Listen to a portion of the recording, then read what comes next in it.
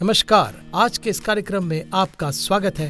मेरा नाम बेलस कॉनली है और मेरे पास आपके लिए कुछ उत्तर है। ऐसा इसलिए नहीं क्योंकि मैं बहुत स्मार्ट हूँ, ऐसा इसलिए नहीं कि मेरे पास बहुत ज्ञान है, बल्कि इसलिए है क्योंकि मैं जानता हूँ कि उत्तर कहाँ मिल सकता है। वे बाइबल में पाए जा सकते हैं। हम इन प्रसारणों को बेलस कॉनली के साथ उत्तर कहते हैं। फिर ऐसा इसलिए नहीं है क्योंकि बेलस कॉनली के पास सभी उत्तर है, वह बस जानता है कि कहाँ देखना है। बस हाय, मैं बेलस कॉनली हूँ। जीवन में हम सब अनिश्चितता देखते हैं, फिर चाहे वो आर्थिक समस्या हो, रिश्ते में दरार हो, स्वास्थ्य समस्या हो या फिर आपके उद्देश्य को जानने की बात हो। एक बात तो पक्की है, परमेश्वर आपको देख रहे हैं, वो आपको चाहते हैं, पर चाहे आप किसी भी सामना क्यों न कर रहे हो, उसके पास उसका जवाब है। मुझे याद है जब मैं बिल्कुल एक नया मसीह था, मैं पूरी हिप्पी संस्कृति से बाहर आया था। एक और हिप्पी लड़का था, वह मुझसे थोड़ा बड़ा था और उसके पास उसका गिटार रखने का एक केस था। मुझे याद है कि उसका गिटार केस के किनारे पर एक बड़ा स्टिकर लगा था जिसमें लिखा था उत्तर बाइबल में है। मैं उससे बहुत प्रभावित हुआ। दरअसल मैं बाहर आया और मुझे अपने गिटार केस के लिए एक वैसा स्टिकर मिला जिसमें वही बात लिखी थी कि उत्तर बाइबल में। अब मैं अपने पूरे जीवन में अपना उत्तर ढूंढता रहा और आखिरकार मुझे पता चला कि मेरे सारे प्रश्नों का उत्तर तो पवित्र शास्त्र में कहाँ से आया है। यदि आप पिछली बार हमारे साथ थे तो मैंने आपसे उस चीज़ के बारे में बात करना शुरू किया जो यीशु के अनुयायी के रूप में हमारे जीवन के लिए बहुत ज़रूरी है। यह नीति वचन 3 में पाया जाता है, पर यहाँ एक वास्तव में स्पष्ट है। यह भरोसा करने या अपनी समझ पर निर्भर रहने के बारे में है। यह अगले कुछ क्षणों में स्पष्ट हो जाएगा। यदि पिछली बार आप हमारे साथ नहीं थे तो यह अपने आप में काफ़ी संपूर्ण होगा। हम नीति वचन 3:5 NKJV में वहीं से शुरू करेंगे जहाँ हमने छोड़ा था, जहाँ पर लिखा है, तो अपनी समझ का सहारा न ले वरन संपूर्ण मन से यहोवा पर भरोसा रखना। अपने संपूर्ण हृदय से प्रभु पर भरोसा रखो। बाइबल कहते हैं मनुष्य हृदय से विश्वास करता है। यह हमारे हृदय से है कि हमें विश्वास है। अपने दिल से प्रभु पर भरोसा रखें और अपनी बुद्धि का सहारा न ले। अपनी समझ पर निर्भर मत रहे। जब आपका दृष्टिकोण, मानवीय तर्क, परमेश्वर की बुद्धि और जो वो कहते हैं उसके बिल्कुल विपरीत और विरोध में बैठा है, तो आपको पूरे दिल से परमेश्वर पर भरोसा करने की जरूरत है और हमें मानवीय तर्क की ओर नहीं झुकना चाहिए। अपनी समझ पर निर्भर न रहना। यह नीति वचन 3:6 NKJV के ओर से चलते हैं जो कहते हैं उसी को स्मरण करके सब काम करना, तब हम तेरे लिए सीधा मार्ग निकालेगा। तो आप जो कुछ भी कर रहे हैं, यदि आपके परिवार के लिए, व्यवसाय के लिए, भविष्य के लिए, स्वास्थ्य के लिए, जो कुछ भी, अपने सभी कामों के दौरान उसे स्मरण करें। स्वीकार करना या पहचानना के लिए इब्रानी शब्द का शाब्दिक अर्थ देखना और सुनना। आप उसे स्मरण करते हैं, परमेश्वर की ज्ञान की तलाश कर रहा हूँ और उसे सुन रहा हूँ। मैं उसे शांति पा रहा हूँ, उसे वचन को पढ़ने में समय बिता रहा हूँ, उसकी आवाज़ सुन रहा हूँ। यीशु ने कहा मेरी भेड़ें मेरी आवाज़ सुनती और वे मेरे पीछे चलती है। प्रभु यीशु की भेड़ें अपने चरवाहे की आवाज़ को पहचानते हैं। जैसे ही उनसे स्मरण करते हैं, उसकी तलाश करते हैं और अपने सभी कामों के दौरान उसकी सुनते हैं, वह हमारे मार्गों को सीधा करता है। वहाँ निश्चित शब्द या निश्चित रूप से का अर्थ है जाने का रास्ता दिखाना। इसका संबंध दिशा से है। वह हमें जाने का मार्ग बताता है। यदि आप कई हिब्रू विद्वानों और उनके टिप्पणीकारों को पढ़ते हैं तो कहेंगे कि शब्द अपने साथ चलता है। सशक्तिकरण का निहित विचार भी वह न केवल हमें जाने का रास्ता दिखाता है बल्कि वह हमें उस रास्ते पर चलने का अधिकार भी देता है। इसका शाब्दिक अर्थ है वह हमारे मार्ग से बाधाओं को हटाने का विचार रखता है। जैसे ही हम उसे स्मरण करते हैं, उसकी खोज करते हैं, वह हमें अपना ज्ञान देता है। यह बात मानवीय तर्क से बिल्कुल परे हो सकता है, मानवीय बुद्धि के सामने बिल्कुल अलग प्रतीत हो सकता है। मैं पूरे दिल से भरोसा करूंगा और मैं वही करूंगा जो परमेश्वर पिता कहेंगे। और जैसे मैं वह कहूँगा, मुझे सशक्त बनाता है, मेरे रास्ते से बाधाओं को हटाता है, रास्ता सुचारू बनाता है और रास्ता सीधा बनाता है। इस समय आपके जीवन में कुछ बड़ी बाधाएं हो सकती है। अभाव, कमी, घटी की बाधा हो सकती है। आपके परिवार में कुछ बड़ी बाधाएं हो सकती है जो आपके अतीत के कारण हो सकते हैं। हो सकता है ये अतीत में किया गया दुर्व्यवहार हो या अतीत में दी गई चोट हो सकता है कि आप ऐसी शादी में बंध गए हो जहां आप असमान रूप से जुड़े हुए हो। मुझे नहीं पता कि आपकी वास्तविक स्थिति क्या है, इसका कारण खराब वित्तीय निर्णय हो सकते हैं। आपको अपने स्वास्थ्य को लेकर काफ़ी संघर्ष करना पड़ रहा है। चाहे जो कुछ भी हो, वे बाधाएं चाहे किसी भी रूप में हो, परमेश्वर के पास आपके लिए उत्तर है। उनके पास आपके लिए बुद्धि है। यदि आप उसे स्मरण करेंगे और उसके वचन को पढ़ने में समय बिताएंगे तो वह आपसे अपने वचन द्वारा बात करेगा। वह प्रार्थना में अपनी आत्मा के द्वारा बात करेगा। यदि आप संपूर्ण मन से उस पर भरोसा करने का चुनाव करते हैं और जो वो कहता है उस पर सरल आज्ञाकारिता और विश्वास के साथ कार्य करेंगे और अपनी समझ का सहारा नहीं लेंगे, तो आप इसका परिणाम लेंगे और इसके उद्देश्य हाथ बाधाओं को आपके रास्ते से हटा देंगे। इसका एक भव्य चित्रण लूका रचित सुसमाचार अध्याय 5 में है। आप शायद इस घटना को जानते होंगे। मैं इसे वचन 1:7 NKJV से पढ़ूंगा। यहाँ लिखा है कि जब भीड़ परमेश्वर का वचन सुनने के लिए उस पर गिरी पड़ती है और वह गन्ने सरत की झील के किनारे पर खड़ा था, तो ऐसा हुआ कि उसने झील के किनारे 2 नावें खड़ी हुई देखी, परंतु मछुआरे उन पर से उतरकर जाल धो रहे थे।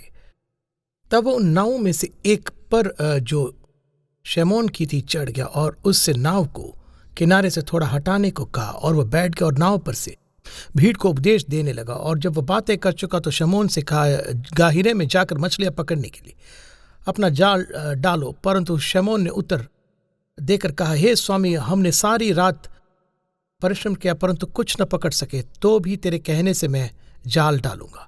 और जब उन्होंने ऐसा किया तो उन्होंने बहुत सी मछलियां पकड़े और उनका जाल टूटने लगा। इसलिए उन्होंने दूसरी नाव में अपने साथियों को संकेत दिया कि आकर हमारी सहायता करो, और उन्होंने आकर दोनों नावें भर ली, यहां तक कि वे डूबने लगी। कितनी अद्भुत घटना है। उनके पास उनकी अपनी एक बाधा है, अर्थात उनके जाल जो मछलियां रहित है, न मछली न पैसा, चूंकि जो वो मछली नहीं बेच सकते, उनके पास पैसे नहीं है, शायद आप किराया नहीं दे सकते, खाना नहीं खा सकते, आप बुनियादी ज़रूरतों का ख्याल नहीं रख सकते, या बहुत समस्या है, बहुत बड़ी बाधा है। और प्रभु यीशु आते हैं, कहते हैं कि शमौन उपदेश देने के लिए अपनी नाव उधार लेने के बाद वे कहते हैं मछली पकड़ने के लिए अपना जाल डालो। अब वचन 5 में हमें शमौन की बुद्धि और उनका हृदय दोनों बोलते हुए मिल रहे। उनकी बुद्धि कहती है, प्रभु हमने पूरी रात मेहनत की और कुछ भी नहीं पकड़ा। उसके मन ने कहा, फिर भी प्रभु तेरे कहे वचन अनुसार हम जाल डाल देंगे। आप उन विचारों के बारे में सोचिए जो उसके दिमाग पे आए होंगे। सोचा होगा कि हे प्रभु, हम तो पूरी रात मछली पकड़ने का प्रयास कर रहे हैं और थक भी गए। ये मछली पकड़ने का दिन का समय नहीं है। हम जानते हैं कि आपका मतलब अच्छा है, पर लोग तो ये कहते हैं कि आप तो बढ़ई है और हम तो अनुभवी मछुआरे हैं। मैं मछली पकड़ने वाले परिवारों की पीढ़ियों से आता हूँ। हम जानते हैं कि रात में मछली पकड़ना सबसे अच्छा है। हमने नाव के किनारे पर मशाले लगा दी, मछलियों को आकर्षित करता हमने अपना जाल नीचे डाल दिया और हमने पूरी रात मछलियां पकड़े। हमने सभी बेहतरीन स्थानों पर मछली पकड़ने का प्रयास किया। हम झील पर हर जगह गए जहाँ आप जा सकते हैं। हमने वह हर तरीका अपनाया जो हम जानते हैं, और हम तो पेशेवर मछुआरे हैं। प्रभु, हम पहले से ही जाल धो चुके हैं, हमने पहले ही सफाई कर दी है, और आप कह रहे हैं कि अब फिर से जाल डालो। जिन दिन के सबसे गर्म समय में जाल को वापस पानी में डालें, इसका कोई मतलब है क्या? जरा बताइए। अपनी समझ का सहारा न लो, परंतु संपूर्ण मन से प्रभु पर भरोसा रखो। पतरस, क्या तुम भरोसा करने जा रहे हो कि या तुम अपनी समाज का सहारा लेने जा रहे हो? खैर, उसने भरोसा करने का फैसला किया। वचन में लिखा है कि वह कहता है कि फिर भी तेरे कहे वचन के अनुसार हम जाल डालें, और उन्हें 2 नाव भरी मछलियां पकड़े। देखिए, इसे ऐसे ही काम करना है। यह तो 101% मसीही धर्म, मेरा मन ये कहता है, परंतु परमेश्वर का वचन वो कहता है, और मैं परमेश्वर के वचन पर भरोसा करूंगा और अपनी मानवीय समझ पर नहीं करूंगा। मैं तर्क की ओर नहीं झुकूंगा। कभी कभी प्रभु का वचन मानवीय तर्क से बिल्कुल परे चल जाता है, और यह बिल्कुल परे चला जाता है। जी बिल्कुल। ये जरा सोचिए, एक अन्य उदाहरण के तौर पर यह लिया गया है 1 पतरस अध्याय 3 से लिखा है, इसी प्रकार तुम स्त्रियां भी अपने अपने पति की सेवा करने में तत्पर रहो। पर यहां तक कि जिन लोगों ने परमेश्वर की शिक्षक को स्वीकार करने से इनकार कर दिया, वे भी आपके जीने के तरीके के कारण विश्वास करने के लिए राजी हो जाएंगे। आपको कुछ भी कहने की जरूरत नहीं पड़ेगी। तुम्हारे पति उस शुद्ध जीवन को देखेंगे जो तुम परमेश्वर के प्रति आदर के साथ बिताती हो। और वह 11वीं संस्करण से जहाँ पर लिखा है, पत्नियां अपने पति की सेवा करे, प्रेम करे, सेवा करे। तो ऐसे लोग भी जिन्होंने परमेश्वर की शिक्षा को स्वीकार करने से इनकार किया, ऐसा होगा कि उन लोगों के लिए भी जो परमेश्वर से वचन को नहीं सुनते, आप उन पर उपदेश दिए बिना उन्हें जीत सकते। वे आपका बदला हुआ जीवन देखेंगे। आपका जीवन एक उपदेश होगा। मैं जानता हूँ कुछ महिला ऐसे हैं जो कहते हैं नहीं नहीं ऐसा नहीं हो रहा है, ऐसा नहीं हो रहा है, और आप उसे उपदेश देना जारी रखेंगे। आपको इन बच्चों के लिए एक उदाहरण बनने की ज़रूरत है। आपको कलीसिया में बने रहना होगा। आप बहुत ज़्यादा बियर पीते हैं, आप आलसी हो, उन बच्चों का क्या, आपको उन्हें चर्च ले जाना होगा और उन्हें आपकी बाइबल खोलकर आपसे मिलना होगा। आप उसे उपदेश दें। महोदया, मुझे आपके लिए एक शब्द मिला, चुप रहें। अपने पति से प्रेम करें, अपने पति की सेवा करें, उसे आपकी नम्रता और अब शांत आत्मा को देखने दे, तो उन्हें उपदेश दिए बिना भी जीता जा सकता है। मैं जानता हूं कि कुछ महिलाएं स्वीकार करते, मुझे इनमें से कुछ भी नहीं मिला, और इसलिए वे अपनी पति को उपदेश देते। ये ऐसे काम नहीं करेगा। दोस्तों, पूरे दिल से प्रभु पर भरोसा करना और अपनी समझ पर निर्भर नहीं रहना। आप उस पर उपदेश दे रहे, उसे चर्च में रहने के लिए परेशान कर रहे, उसे पीछे जाकर हर समय बता रहे कि ये आपने बच्चों के लिए कितना बुरा उदाहरण, यह काम नहीं करता है। क्या नहीं? ठीक है, यहाँ पवित्र शास्त्र क्या कहता है? आप अपने पति को उपदेश दिए बिना उसे जीत सकते, क्योंकि वह आप में आपकी नम्रता, आपकी शांत आत्मा और आपके सेवक के हृदय में हुए परिवर्तन को देखता है। अब इस तरह से चीज़ों के बारे में जाना आपके विचार के विपरीत हो सकता है, शारीरिक स्वभाव के विपरीत हो सकता है, क्योंकि आप उनमें से हैं जो अपने मन की बात कहना पसंद करते। आपको ये निर्णय लेने की ज़रूरत है कि आप पूरे दिल से परमेश्वर पिता पर भरोसा करेंगे। आपका दिमाग जो कह रहा है उस पर निर्भर नहीं। तो निश्चित रूप से जब इस तरह के वचनों और परमेश्वर के वचन और उसके वचन पर भरोसा करने की बात आती है, तो हमें इसमें पूरी तरह से शामिल होने की ज़रूरत है। परमेश्वर पवित्र आत्मा भी हमसे बात करेगा। वह हमें हमारे व्यक्तिगत स्थितियों के लिए ज्ञान देगा। मेरा एक दोस्त है, वह कई साल पहले सुसमाचार प्रचारक रेनहार्ड बोनके के लिए काम करते थे। जब बोनके पूरी गति से अफ्रीका में वचन का प्रचार कर रहे थे, जिसमें कभी कभी एक ही समय में लगभग 4 या 5 लाख से अधिक लोग शामिल होते थे। ये एक ही सभा थी जहां मुझे लगता है कि इसमें लगभग 1 लाख लोग थे। तो मेरा दोस्त वहाँ था। वह कैमरा वर्क और अन्य चीज़ें करता था, और वह निमंत्रण का जवाब देने वाले लोगों के लिए परामर्शदाता के रूप में भी काम करता। इस सभा में हजारों और लाखों लोग भी थे, और दरअसल मुझे लगता है कि इस सभा में करीब 1 लाख लोग थे। रेनहार्ड मंच पर आए। वो कहता है कि ठीक है, यहाँ जॉन नाम का कोई व्यक्ति है, और जॉन, तुम्हें अपना जीवन यीशु को देने की आवश्यकता है। अब आप सोचिए कि ठीक है, हाँ, हमारे पास 1 लाख लोग हैं, दर्शकों में केवल 20,000 जॉन भी तो हो सकते हैं, है ना। देखिए, रेनहार्ड ने बाद में कहा कि मुझे ऐसा लगा जैसे पवित्र आत्मा मुझसे ये कह रहा था कि मुझे जॉन का नाम पुकारने की ज़रूरत है। लोगों ने सोचा होगा कि बेशक हर कोई जानता है कि वहाँ दर्शकों में जॉन नाम का कोई व्यक्ति है। हाँ, रेनहार्ड ने बाद में कहा कि मुझे ऐसा लगा कि जैसे पवित्र आत्मा ये कह रहे कि ये करो, ऐसा बोलो। इससे मुझे कोई मतलब नहीं था, लेकिन ये ने किया।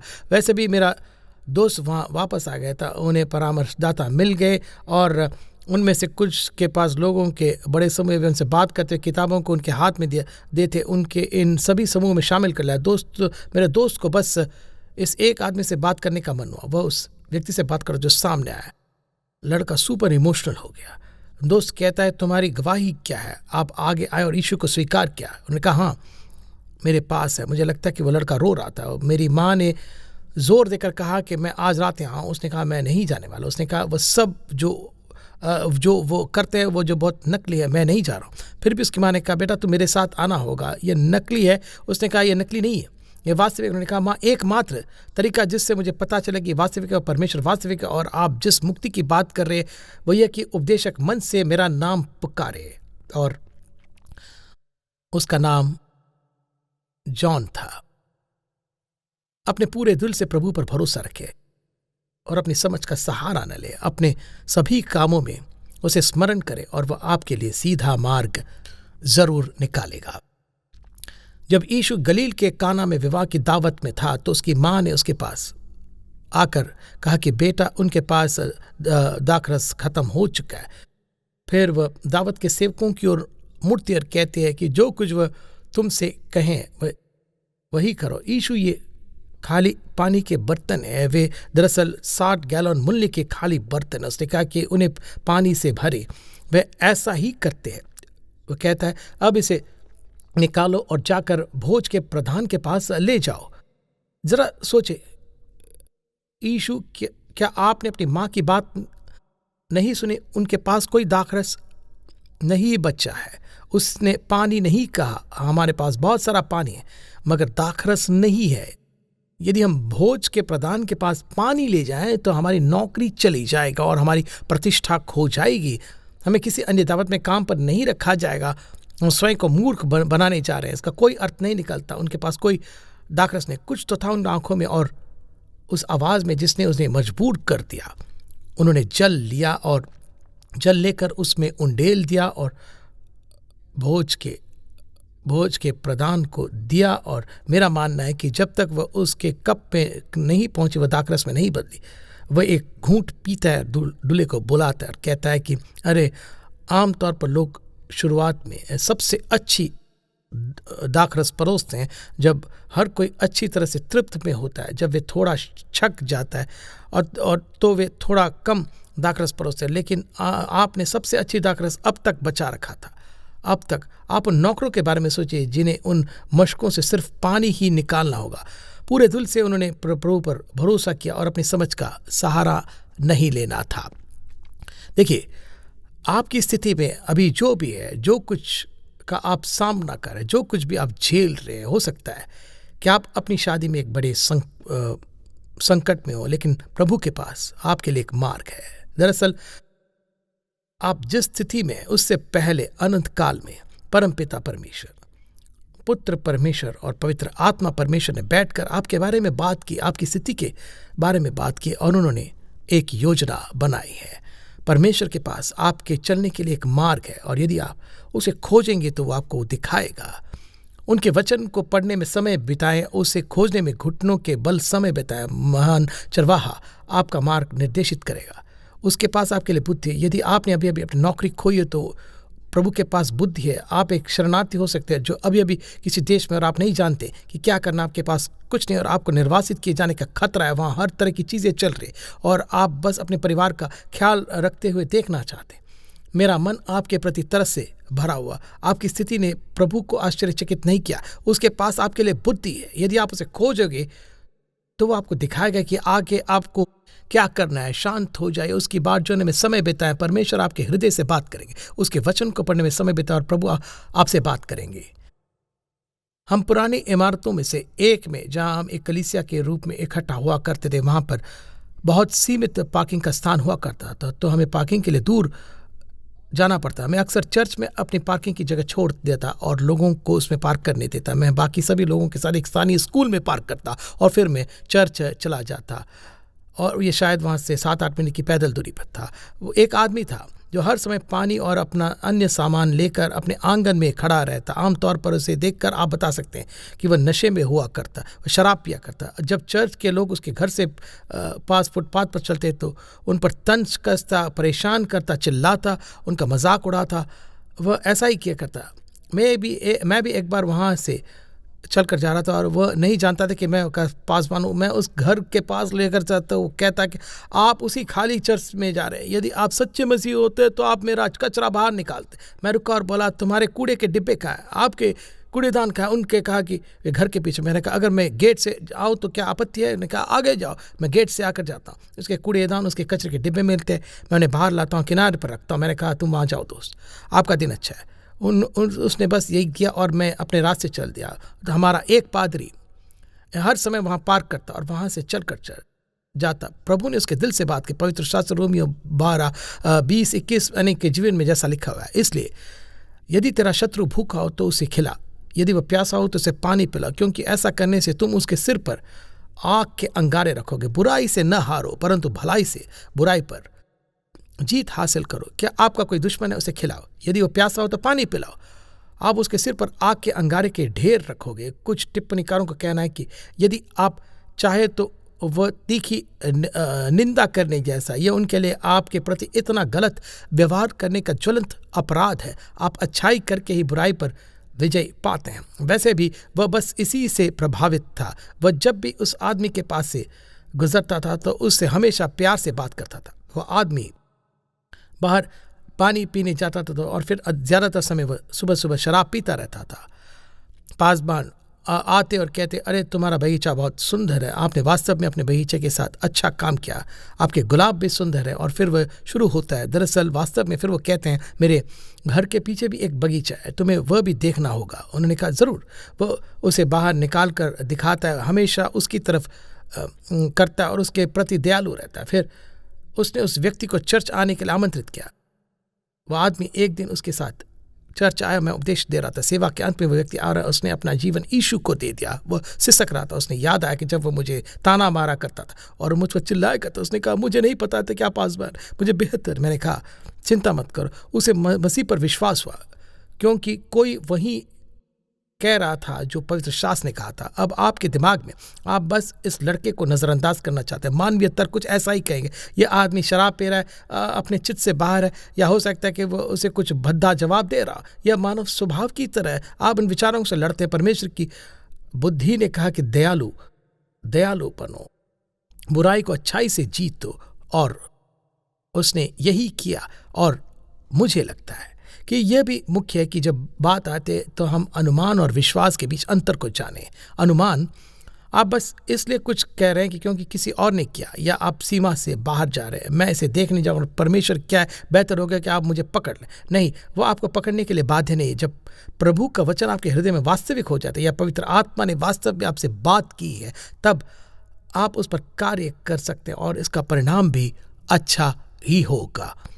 मुझे याद है कि यहाँ अमेरिका से लोगों का एक समूह एक मिशनरी के साथ सेवा कार्य करने के लिए एक खास देश में गया था। मैं उस मिशनरी को जानता था। उसने उनसे कहा कि देखो, यहाँ नल का पानी मत पीना, हमारे पास आपके लिए बोतल का पानी है। नल के पानी में बैक्टीरिया है। वहाँ ऐसे लोगों का एक पूरा समूह था जो लगभग 20 वर्ष की आयु के युवा के थे। बिल्कुल ऐसे थे हम कि हम विश्वास के वचन वाले लोग हैं। वह पानी हमें नुकसान नहीं पहुँचाएगा। उन्होंने कहा कि सुनो, पानी में बैक्टीरिया है, या बोतल पानी ही बेहतर है। अगर हमारे पास बोतल पानी है तो ये अलग बात है, लेकिन हमारे पास बोतल पानी। उन्होंने कहा, नहीं, इससे कोई नुकसान नहीं होगा, हम प्रभु पर भरोसा करें कि कोई भी घातक नहीं होगा। उसने कहा, देखा, क्या मैं उस स्थान पर ले जा सकता हूँ? कहते हैं, स्थान को शार्क से भरा था, क्या आप शार्क के स्थान को तैरेंगे? नहीं, हम उस स्थान को शार्क देख सकते हैं, हम उस पर तैर नहीं सकते। तो आप बैक्टीरिया नहीं देख सकते, तुम्हें पानी नहीं दे पीना चाहिए। उसने कहा, नहीं, इससे कोई नुकसान नहीं होगा। हर एक ने पानी पिया और हर एक बीमार हुए। फिर यदि आपके पास बोतल पानी है तो अलग बात है। यदि आप ऐसा करते तो ये दूसरी बात है। एक ऐसा होता है विश्वास, और दूसरा काफ़ी हद तक अनुमान। मूर्खता से काम मत करो, अभिमान से काम मत करो, बल्कि विश्वास से काम करो। 1 शमूएल 13 और 14 में एक अत्यंत आश्चर्यजनक घटना मिलती है। मुझे लगता है कि फलिस्ती कुछ हजार रथों के चलने वालों और समुद्र के किनारे रेत की तरह एक सेना के साथ इकट्ठे हुए हैं। राजा शाऊल के अधीन इज़राइल ने जब फलिस्तियों की वह विशाल सेना देखी तो वे भाग गए। वे बिलों और गुफाओं में और हर उस जगह छुपे हुए थे जहाँ से वे बच सकते थे। वे भयभीत थे। सबसे बढ़कर किसी के पास भाला नहीं था। इज़राइल देश में किसी के पास तलवार भी नहीं थी। वे उस समय फलिस्तियों के अधीन थे, और यदि फलिस्तियों को अपनी खेती के औजारों को तेज करना होता तो वे इजरायलियों को आने के लिए बाध्य करते। फलिस्ती उनके लिए यह करेंगे। उन्होंने इजरायलियों को हथियार बनाने के लिए एक लोहार भी रखने की अनुमति नहीं दी, और पूरे इजराइल में केवल 2 तलवारें थी। शाऊल के पास एक था और उसके पुत्र योनातान के पास एक था।